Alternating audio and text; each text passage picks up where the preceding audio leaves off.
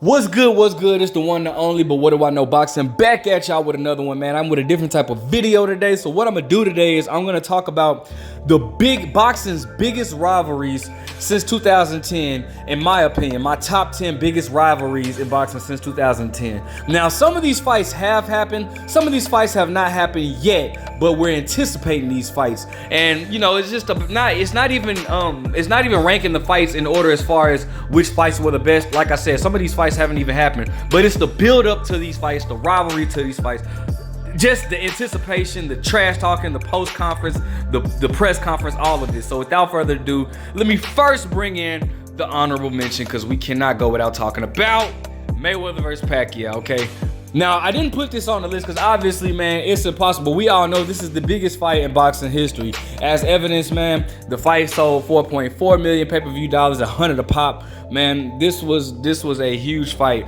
This fight was 6 years in the making. Manny Pacquiao. Some people feel like Floyd Mayweather ducked Manny Pacquiao. I personally feel like it was a little bit on both sides. Manny Pacquiao didn't want to take the drug test. Mayweather wanted, at one point, wanted way too much of the pot. He wanted like 100% of the pot and wanted to give Pacquiao a flat fee of 40 million. I didn't agree with that. It was just a lot back and forth. Pacquiao didn't want to take the drug test. You know, then he agreed to a drug test up to a certain point. Then them being with Top Rank and Gold, and Mayweather working with Golden Boy, and one being with Showtime, and one being with HBO, and one being with it was just a lot going on. All right, it was just a lot going on. All right, but we finally did get this fight. And the fight, you know, I liked it. I enjoyed the fight, but it did not live up to what a lot of people wanted. However, if you appreciate boxing, you definitely appreciated it. I liked it. I loved the fight. I love the build up for the fight. So Mayweather versus Pacquiao was definitely is definitely an honorable mention. Again, I didn't want to put them on there because, I mean, come on, bro. It just wouldn't be fair to anybody else. Come on, bro. Like, this was the biggest fight in boxing history. You know, Mayweather being the face of boxing, pound for pound number one, Pacquiao being pound for pound number two. It just, bro, what more could you ask for? You can't ask for no too much more. Pacquiao not being, you know, both fighters not taking the fight when the fight would have been at the best, you know, but financially they did take it when it was at the best. Financially they built the fight, and you know, like I said, the fight went is how it went. So all right, let's bring in the top 10. Let's go. Number 10, boom! My favorite fighter in boxing history. If y'all don't know, now you know. I've stated this so many times. Andre Ward is my favorite fighter, man. Listen, it was so much on the line for this fight. I was so nervous for this fight, man. Carl Froch, Andre Ward, two original guys in the Super 6 middleweight tournament, man. Andre Ward being the last male Olympic gold medalist for America in boxing, man. Carl Froch, man, was just disrespectful to Andre Ward. If y'all don't know, Andre Ward's name is Andre S.O.G. Ward. S.O.G. stands for Son of God. Carl Froch and his team were mimicking that, calling him S.O.B. Y'all know what that means. Disrespecting Andre Ward. A lot was on the line for this fight, man. The Super 6 middleweight tournament champion. They unified, I think it was the IBF and the WBA. So the belts were on the line, the trophy was on the line for the tournament, bro. It was just a lot on the line, and you know, Carl Froch, they were just going at it. Carl Froch was trying to intimidate Ward, but Ward is he's just a guy that's not gonna be intimidated by anybody. So I loved it. I thought the scorecards were way closer than what they should have been. I thought Andre Ward won 9 rounds to 3, 117 to 111. One of the scorecards had it 115, 113. That was ridiculous to me. But again, this was a fight that I was so nervous. I couldn't even sleep the night before because I wanted Andre Ward to win so bad, man. So I definitely have this as number 10 on my list, man. Andre Ward versus Carl Froch, man. Just the two of the best in the division. Two original guys in the tournament facing off with each other, bro. I mean, bro, you can't ask for nothing better, bro. Number one and number two, bro. And again, bro, they both started off in the tournament. Both have a lot of good victories in the middleweight or super middleweight division, bro. I just really appreciated it. All right. So now let's bring in number 9. That's my personal favorite, but let's bring in number 9. Okay, this was a little bit more fan friendly to y'all, right? All right, check this out. Adrian Broner versus Paulie Malignaggi. Oh my goodness, bro! This Oh man, this fight, the whole build up to this fight was just super exciting. I mean, bro, from Danny Garcia's and Zab Judas weigh-in, when Paulie Malignaggi and Adrian Broner met up with each other, bro, and they started talking trash at the at Danny Garcia's weigh-in. Then the press conference was classic. Oh my goodness, the press conference was classic, bro.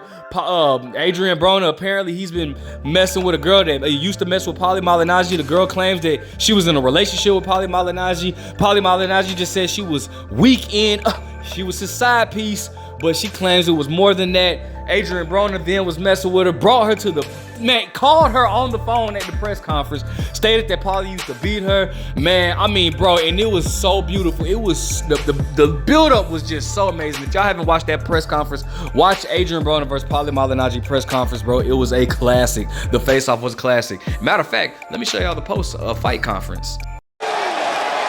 Final thought. Any regrets about anything that went on in the pre-fights and all the news conferences? Negative. I'm good. I beat Paulie. I left with his belt and his girl.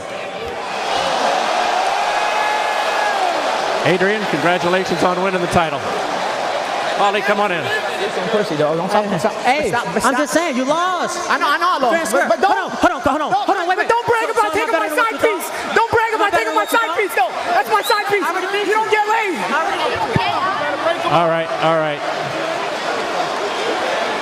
Hopefully we'll have a chance here in a moment to talk to Paulie. Don't brag about my side piece. Bro, that was classic, bro. All right, man. Let me bring in the next one, all right? Check this out. Number 8 comes Tony Harrison versus Charlo. Man, you want to talk about a wonderful build-up. I definitely thought Jamel Charlo won the first fight. I thought he won the first fight 116 to 112, I believe I had it. I just don't see how they gave that fight to Tony Harrison. But man, oh man, bro, the build-up, I mean, as soon as, like, bro, Jamel is very passionate. So as soon as they announced Tony Harrison won, Jamel was like, man, you even said I won it. Tony Harrison, no, I didn't. Man, it was so funny, bro. But the build-up was even better, bro. The press conference was even more lit than Adrian Broner versus Paulie Malignaggi because this one was personal. These two were about to go at it. They were about to fight at the press conference. Man, they had the face-off, bro. You got to hear what was stated in the face-off. Sorry. He says, as far as the mental game is concerned, he's already won the rematch. How do you say Ain't nobody winning or nothing in the mental. He's mentally weak, man. Trash. He's mentally weak. Period. So listen, when you talk emotional, mental, man. Listen to this. He emotional, man. I'm a passionate person. You emotional. I'm a winner. And when they took that from me, of course, a passionate person gonna have a different reaction. To a person that used to losing, he could take that and walk off and hopefully I'll get another fight. You could have had another fight in June, but unfortunately, I'm here now. Unfortunately, you talking about, right? Because I found out where your heart was, and they ain't gonna mention it. Nobody, you don't want me to talk about it. You don't want me to go back and tell the truth about things. You lied to your city, you lied to your fans, you lied to everybody, and you pulled out the fight because you wasn't ready. Man, the first press conference to the face-off and the final press conference was even worse. Bro, it just got so personal. Jamel Charlo feel like they took something from him that they shouldn't have taken from him. So Jamel Charlo then knocked Tony Harrison out in the rematch, okay?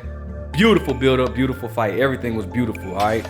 Now, this fight, number 7, we have Plant versus David Benavides. Now, this fight hasn't happened yet. However, this is a rivalry that I think that a fight that everybody wants to see. These guys, man, do not like each other at all. David Benavides, who I'm very, very good friends with, Caleb Plant, known him since the amateurs. We have history. Bro, this is just a fight that just it's just a fight that people want to see happen. These guys their teams, including them, have gotten to a fight at the gym. I advise y'all to go check that out, bro. These guys talk so much trash about each other online. They have so many interviews where they're talking bad about each other. They don't, like I said, they don't fought at the gym. I'm talking about street fight, like it wasn't not in the ring, but street fighting. Like it just got crazy. These two just really don't like each other. And it's no reason why this fight shouldn't happen. Caleb Plant has this fight against Anthony Durrell, but this fight definitely needs to happen. Both fighters are with PBC, all right? Number 6, we have Khan versus Brooke. Now, this fight was literally 10 years in the making. All because Amir Khan did not want to fight Kell Brook. It's just set in stone. I don't care what anybody says. Amir Khan did not want to fight Kell Brook. These guys did not like each other. They have history in the amateurs. Matter of fact, let me let you listen to their little histories in the amateur. Up on that world-class level, fighting maybe tough oppositions, which, you know, I'm sure you'll agree with as well. You sparred before, haven't you? Yeah, we've sparred before. And Kel will tell you about the sparring sessions. You know, and we had a great sparring, and what happened? You know what happened. Come on, Kel. What happened? Kel, I used to box Kel all around the ring, and I'm not gonna lie to you, that's the honest truth. I was in England camps, and you got schooled. I never got schooled. Listen, I was training for the Olympic Games at that time, and Kel was at the juniors, and I used to school Kel in the ring. I've never been schooled ever. Oh, come on, Kel. Have you schooled me? End of the day, look, it's one of them things. That was amateur days, and now in the professional days, it's very different years it's very later. 100% it is different now. And a long time ago. And it was a long time ago, exactly. Now we're both in the pro ranks, and it's a different story. Kel's coming a lot, and so have I. That interview was literally 9 years before the fight actually happened. And again, it was Amir Khan who was running from Brooke. All right, but we did get the fight. Number 5. This, out of all the fights on here, this was probably the most entertaining. Might be next to, well, at least one of the most entertaining. Keith Thurman versus Shawn Porter. Oh my gosh, bro. Now, this was a rivalry. These guys had history, but no bad blood. But man, oh man, was this fight beautiful fight, bro. You can literally, if I was trying to get you to become a boxing fan off of pure entertainment, this is the fight that I would play for you, man. But then again, can you name a fight where Shawn Porter was in a dull fight? No, absolutely not. Keith Thurman versus Shawn Porter is the prime example of why it is best to get fights when guys are in their prime. Bro, this fight was Showtime on Fox. Bro, it had like 6 million views, like while the fight was going on, not like a total afterwards, bro. But while the fight, it peaked at 6 million views, bro. Talk about a great fight, man. This was a great fight, bro. Oh my goodness, it was a great fight. It was a very close fight. I think Keith might have outlanded, or Shawn might have outlanded Keith by like 3 punches. I don't know. I forgot, bro, but I just know for a fact, man, this was a very fun fight to watch, bro. This happened in like 2016. Both fighters were at their prime. Man, go check out this fight, bro. This was a good rivalry right here, all right? Next up, we have Triple G versus Canelo, bro. This is a good rivalry. This rivalry could even be better depending on how the third fight goes, which is in a few weeks, okay? The first fight, it was a lot of speculation that Canelo was avoiding Triple G. Canelo was fighting at his own weight class of 155 that he invented. Triple G was like, no, I'm a middleweight. We need to fight at, it's no point of me coming down to 155 when I'm a middleweight. We need to fight at 160. I'm pretty sure Andre Ward was like, well, how ironic. But that's for another video. But anyways, Triple G, Canelo then moves up to 160. The first fight, I definitely thought Triple G won. I don't know how, like, it just kills me to know that we have to live with the judges' decisions that they make. One of the judges had it 118 to 110, and for y'all that don't know, that's 10 rounds to 2. I don't know how you give Canelo 10 rounds in that first fight. That's ridiculous. That should have been overturned. I wish it could have, but regardless, bro, the second fight, I thought Canelo won. I thought it was very poor taste for Triple G to say he didn't fight like a Mexican in the first fight. How do you tell a Mexican how they're supposed to fight? It was just ridiculous. Just a ridiculous statement that Triple G made. Canelo then pushed Triple G back. I thought Canelo won the second fight. The third fight up for grab. Well, not really. We all know that Triple G is past his prime. He's 40 years old. I think 41. I think Canelo beats Triple G quite easily the third fight, especially coming off of his loss. Canelo feels like he has something to prove, and Triple G, he seems like the only person he wants to fight in his career is Canelo. So both fighters got what they are getting what they want. I think that Canelo should beat Triple G quite easily, man. But you know, again, it could make for a fun fight. Maybe Triple G trains harder than he's ever trained before, because this is the fight that he's been wanting for a very long time. You know, it's been what, 4 years since their last fight. So, you know, maybe Triple G's been waiting on this. Who knows? But third fight coming soon, all right? Number 3, boom! We have Wilder versus Fury. Now, this trilogy was something to see, bro. The first fight, many people thought Tyson Fury won. You can go both ways. I think that Wilder was not given a fair fair 10 count. I mean, I thought that, if you go back and watch, I thought that they counted very long for Tyson Fury. I thought Tyson Fury should have been counted out, but whatever, bro. The second fight, Tyson Fury changed his game plan, came and beat Wilder handily. It was some controversy there. Wilder felt like, it was the whole glove game first. Still, doesn't make sense, but the glove situation, I've never seen nobody's gloves do that. But regardless, Wilder made a whole lot of accusations or whatnot. Then, Tyson Fury was trying to say that he didn't want to give Wilder a third fight, which was crazy to me. Then, they went through the whole arbitration, and then Wilder finally got the trilogy, and which made, oh my gosh, Wilder showed so much heart. I was so proud of Deontay Wilder. Both fighters put on a hell of a performance, bro. Both fighters were dropped. Both fighters were hurt in that fight. Wilder fought off pure heart because he definitely was tired, like after the 4th or 5th round, bro. But man, oh man, that was a good fight to watch. So I definitely, then the press conferences, all the face-offs, everything about this fight was entertaining, bro. It was no dull moments in this fight, from the press conference, the final press conference, the weigh-in, the face-offs, all of them were just super entertaining, bro. I definitely enjoyed this, and I'm glad that both fighters are able to move on to a new chapter in their life. Tyson Fury saying that he's retired. Deontay Wilder gonna fight against Robert Helenius in October, but everybody wants Tyson Fury to come back and fight Usyk for undisputed, because we haven't had one in the heavyweight division since Lennox Lewis. So I'm looking forward to both fighters prospering, okay? All right, so number 2. Now, this rivalry right here was something serious, man.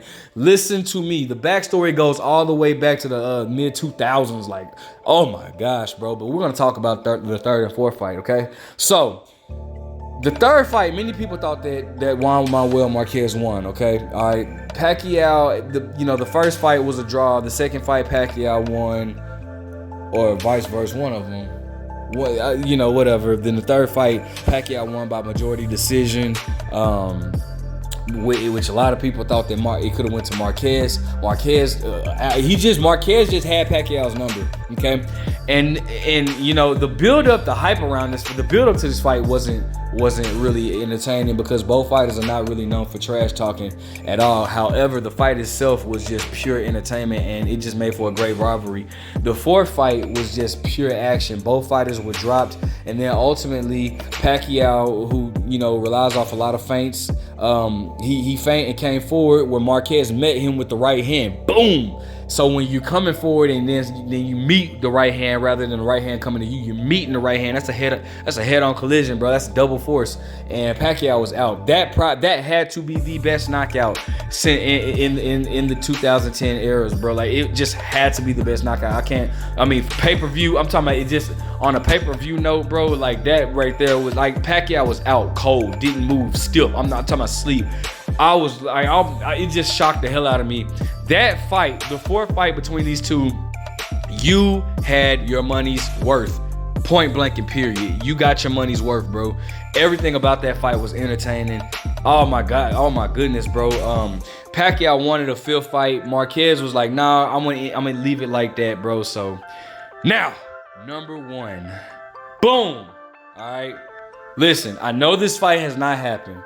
But this is a fight that we need. 2 fighters in their prime, undefeated, all right? The last time we had a chance to have 2 prime fighters undefeated for all the belts, we missed out on that opportunity. Can you guess who it was? I'll tell you. Deontay Wilder versus Anthony Joshua. We missed out on that opportunity, all right? 2 undefeated fighters in their prime, fighting for all the belts. We missed out on that opportunity. It would kill me as a boxing fan, and it would just kill boxing if we missed out on this fight. Right now, they have everything pretty much lined up. The fight is looking, well, they're saying that the fight is going to be in November. I think Terrence Crawford is just, the only thing that's holding it up is Terrence Crawford is having, he's not all the way happy with the guarantee that he's offered. I hope they work this out. They really need to work this out for the sake of boxing. This is a fight that we need. We missed a lot of good fights. This fight right here, we need this fight.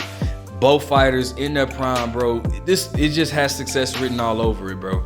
And honestly, I don't know who's gonna win. I mean, I have a clue, but I'll announce that when or if the fight should happen. Okay,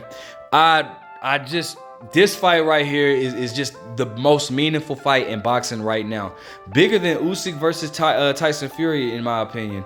It has to happen, bro. It just has to happen, bro. The excitement around these guys definitely. Terrence Crawford has a mean streak. I don't think either fighter's afraid of either fighter, but this fight just we need this fight, all right? We need this fight. So this is my number one, bro. So bro, it's nothing else to say. We need this fight. All right, we need this fight, okay? So that's my top 10 biggest fights and biggest rivalries in boxing since 2010. Let me know what you guys think, if you agree. What fights would you have on here? What fights did you love the most? What build-ups did you love the most? Make sure you guys like, comment, subscribe. Thank you for watching this video. But what do I know?